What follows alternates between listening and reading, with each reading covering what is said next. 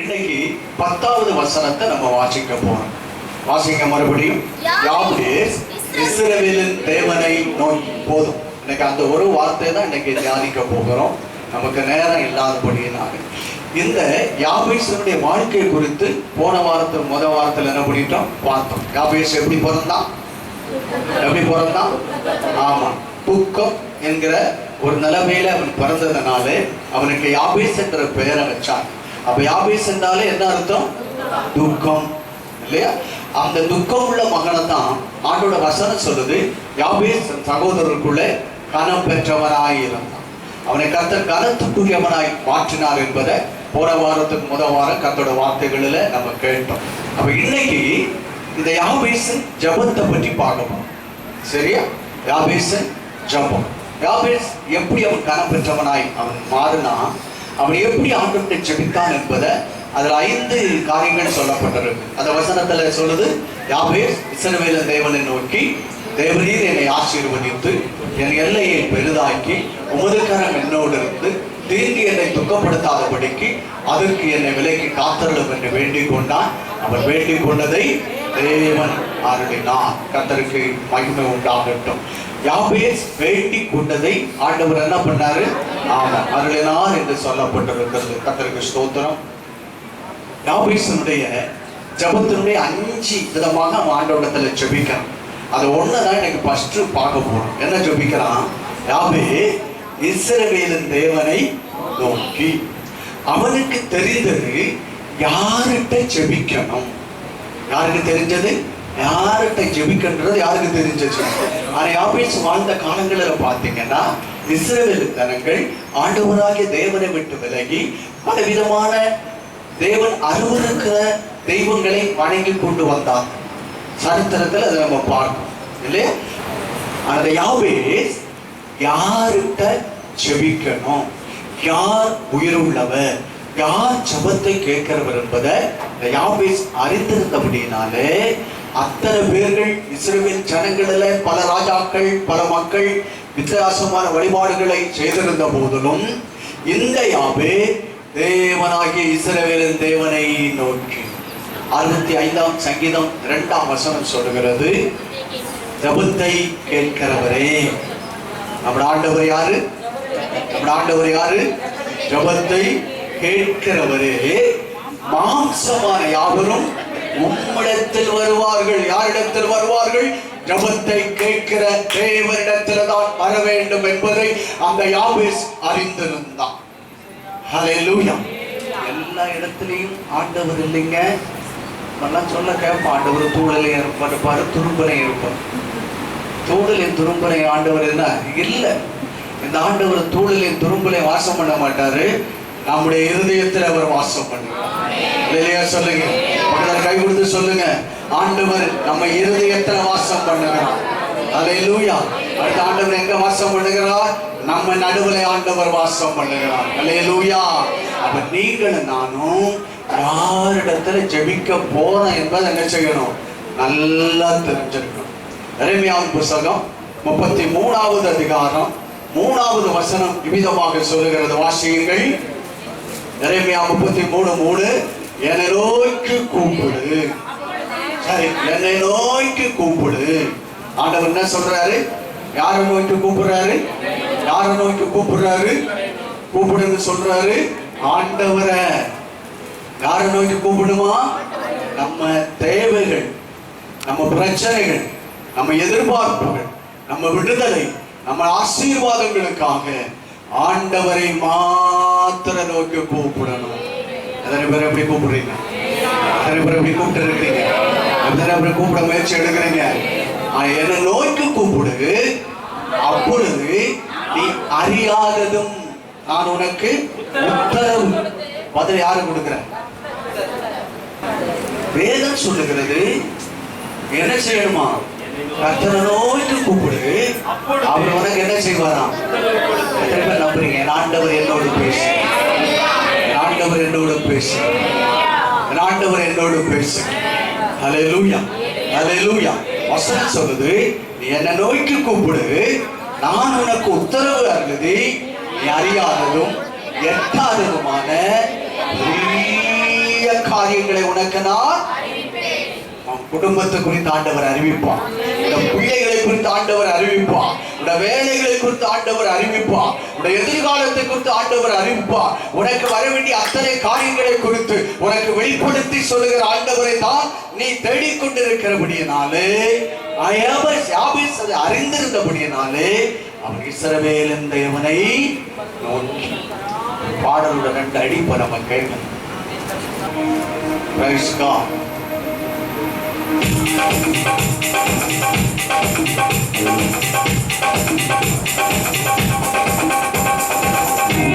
முகம் நோக்கி பார்த்தவர்கள் வெட்கப்பட்டு போவதில்லை, உமது திருநாமம் அறிந்தவர்கள் கைவிடப்படுவதில்லை.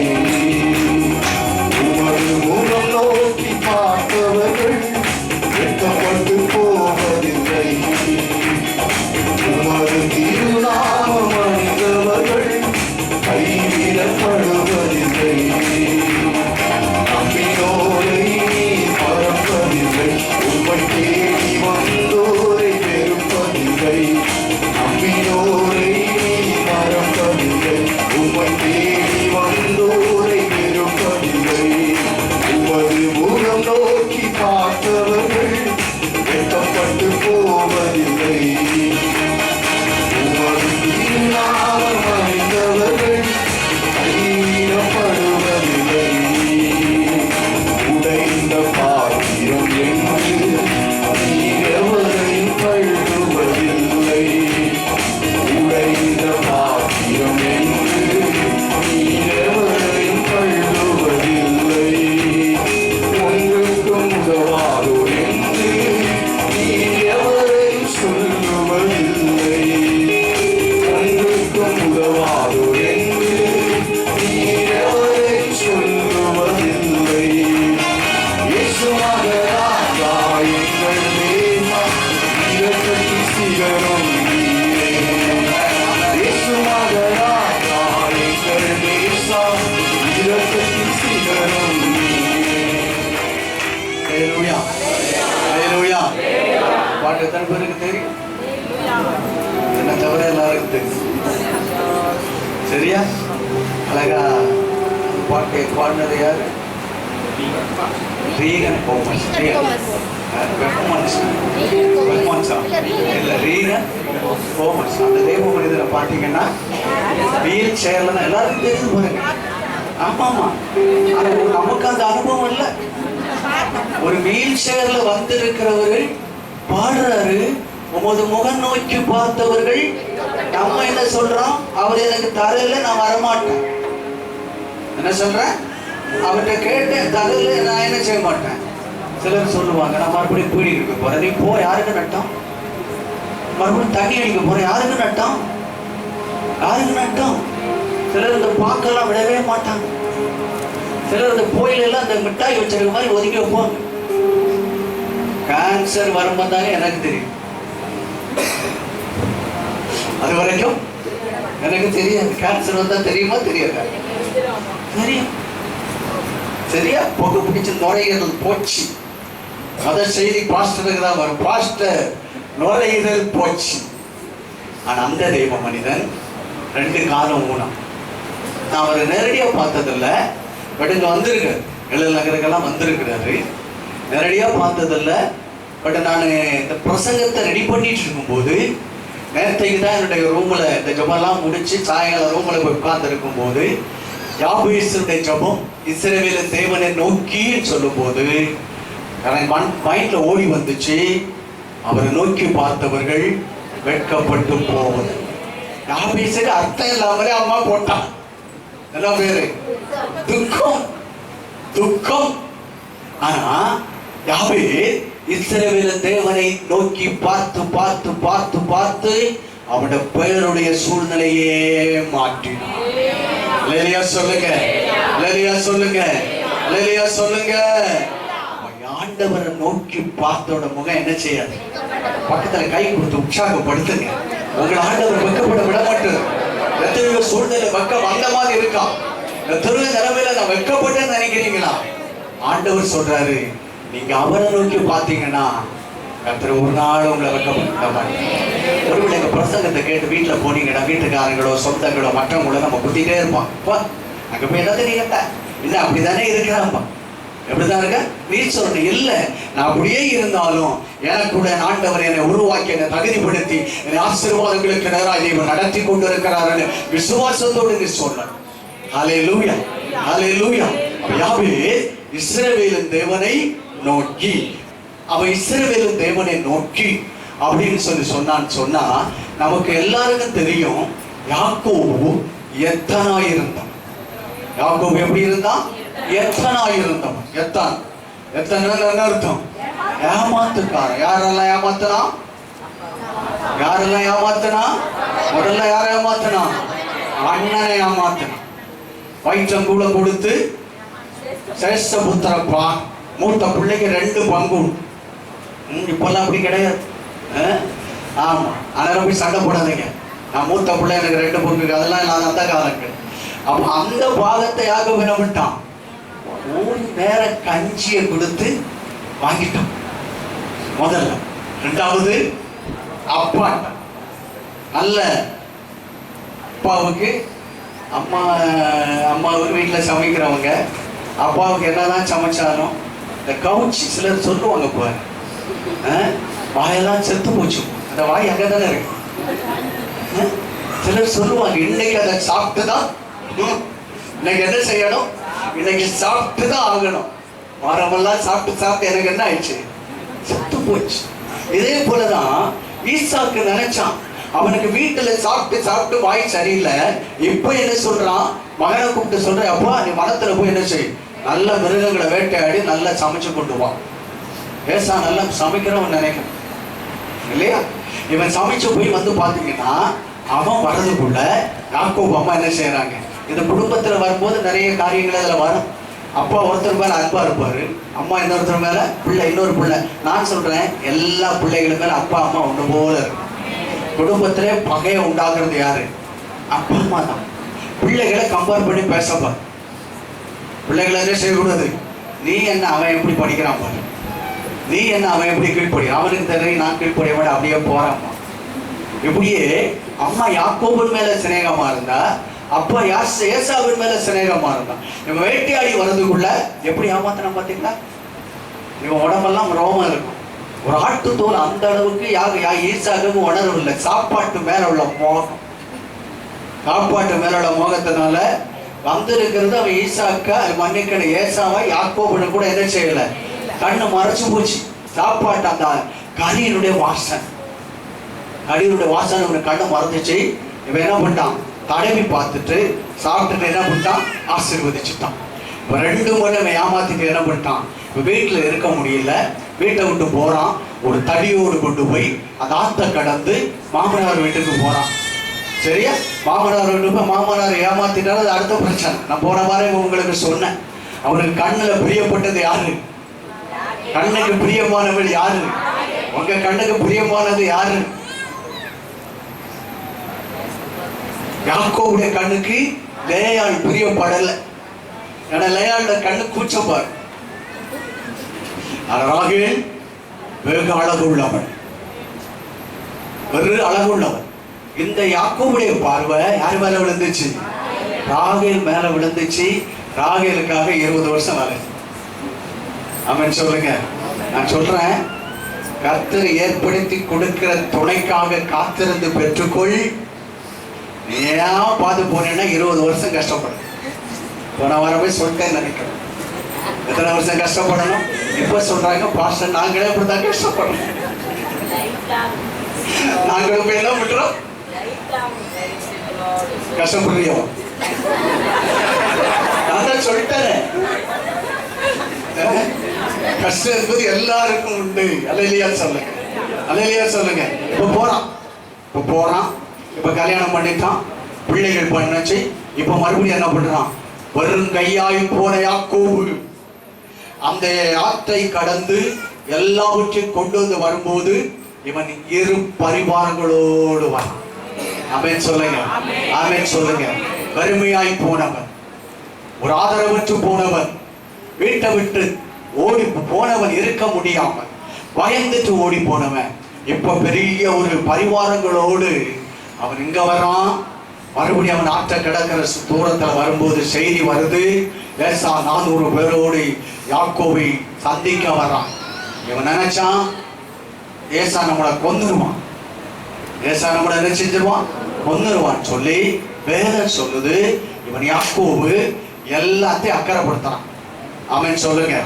எல்லாத்தையும் என்ன பண்றான், அக்கறைப்படுத்துறான். மனைவிகள், பிள்ளைகள், மிருக ஜீவன்கள், வேலைக்காரர்கள், வேலைக்காரிகள் எல்லா உடைமைகளையும் அக்கறைப்படுத்திட்டு இப்ப யாக்கோபு மட்டும் தனிச்சு இருக்கிறான். நல்லா கவனிக்கணும், நல்லா கவனிக்கணும். குறிப்பிட்ட வசனத்தை நீங்கள் வாசியுங்கள். ஆதியாகமத்தின் புத்தகம் 32ஆம் அதிகாரம் 28வது வசனம். வேகமாக ஆதியாகமம். அப்பொழுது உன் பேர் இனி யாக்கோபு எனப்படாமல் இஸ்ரவேல் எனப்படும். தேவனோடும் மனிதனோடும் போராடி மேற்கொண்டாயே என்றார். 32ல அந்த 28வது வசனத்துல வாசிக்கிறோம். அவர் உன் பெயர் இனி யாக்கோபு எனப்படாமல், உன் பெயர் என்னது, இஸ்ரவேல். இஸ்ரவேல்.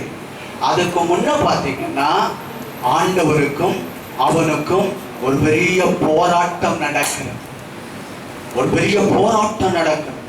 அன்பானவர்களே, யாக்கோபு ஆண்டவரோடு போராடுறான். என்ன போராடுறான், நீர் என்னை ஆசீர்வதித்தாலுடைய நாம என்ன செய்ய மாட்டேன், என்ன செய்ய மாட்டேன் போக. இப்படிப்பட்ட ஜெபம் எத்தனை பேர் பண்றோம், இப்படிப்பட்ட ஜெபம் எத்தனை பேர் பண்றோம்? யாக்கோபுக்கு ஒரு போராட்ட ஜெபத்தை செய்கிறான். அவன் போராடி ஜெபிக்கிறான். ஆண்டவரே, நீர் என்னை ஆசீர்வதித்தாலுடைய நான் என்ன செய்ய மாட்டேன், போக விட மாட்டேன். ஆண்டவர் சொல்றாரு, அப்பா பொழுது விடியுது, என்னை விட்டுடு, என்னை விட்டுடு. நம்ம என்ன சொன்னோம், போ ஆண்டவரே நீ போ, எனக்கு நிறைய வேலை இருக்கு. ஆனா யாக்கோபு என்ன செய்யல, போகல. அவனுக்கு தெரியும் நான் இப்படியே போனா ஏசா என்ன உதவிடும், என் மனைவி நிலைமை என்ன ஆகுது, பிள்ளை நிலைமை அது இவங்கெல்லாம் என்ன ஆகுறதுன்ற ஒரு விதமான பயம் இவனுக்குள்ள இருந்ததுனால வேதம் சொல்லுது, பொழுது விடியும் அளவும் என்ன பண்றான், அவன் போராடுறான். அவன் போராடுறான். போராடி ஆண்டவர் அவனை ஆசீர்வதிக்கிறார். என்ன ஆசீர்வதிக்கிறாரு, யாக்கோபை பார்த்து கர்த்தர் சொல்றாரு, உன் பேர் இனி யாக்கோபு இல்ல. காரணம் என்ன தெரியுமா, இதுவரைக்கும் ஒரு எத்தனாய் இருந்திருக்கிறாய், ஏமாற்றுக்காரனாய் இருந்திருக்கிறாய். இனி நீ ஏமாற்றுக்காரன் அல்ல, யாக்கோபு அல்ல, நீ யாரு, இஸ்ரவேல். இஸ்ரவேல் என்றால் ஆசீர்வதிக்கப்பட்டவன். அல்லேலூயா சொல்லுங்க, அல்லேலூயா சொல்லுங்க.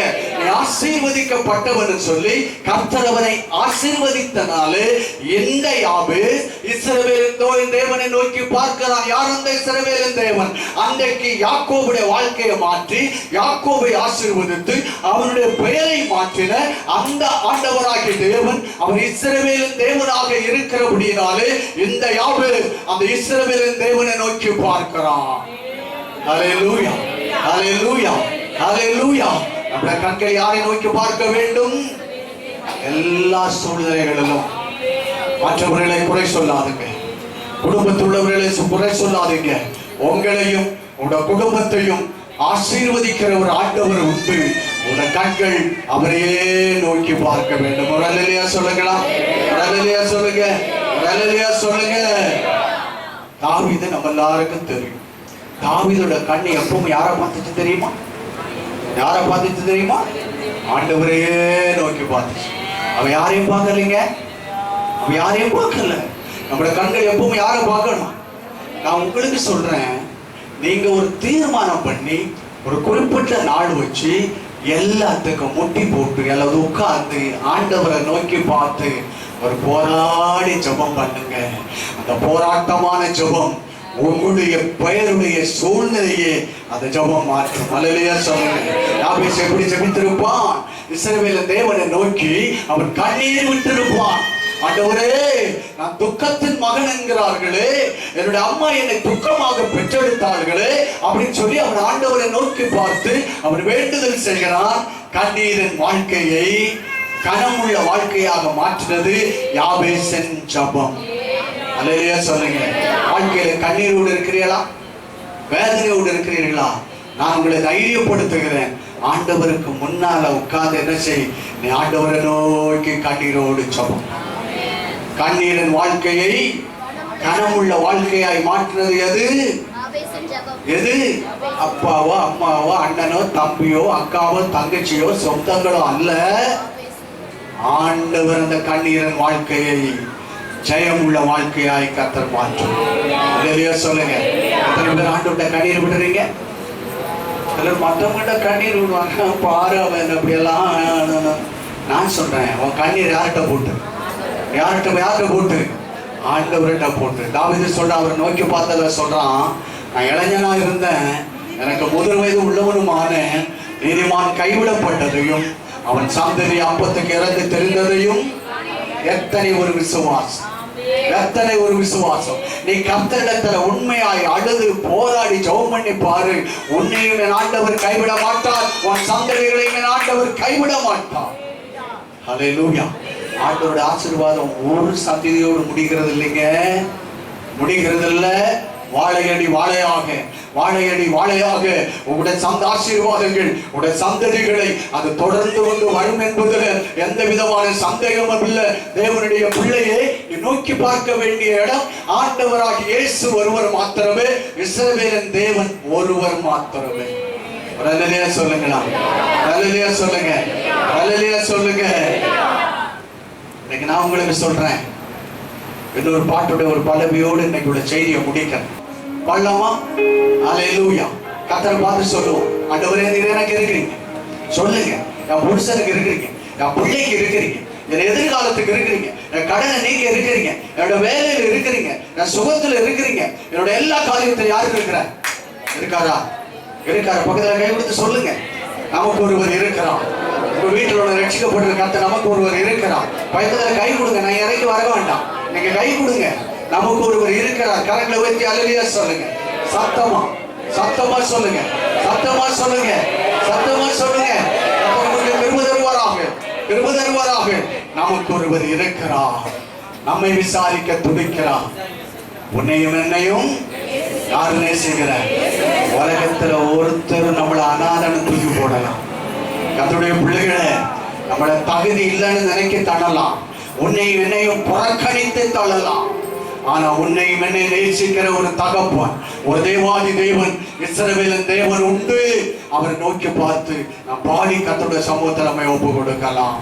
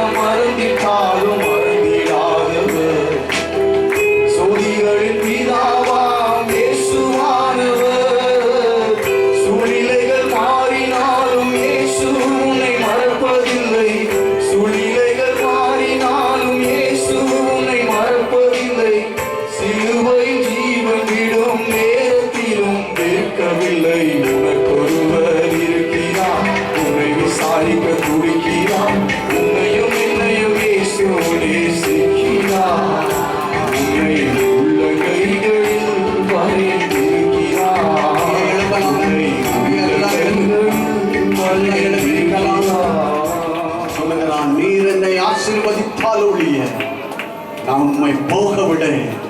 போராட்ட ஜெபம், ஒரு போராட்ட ஜெபம்.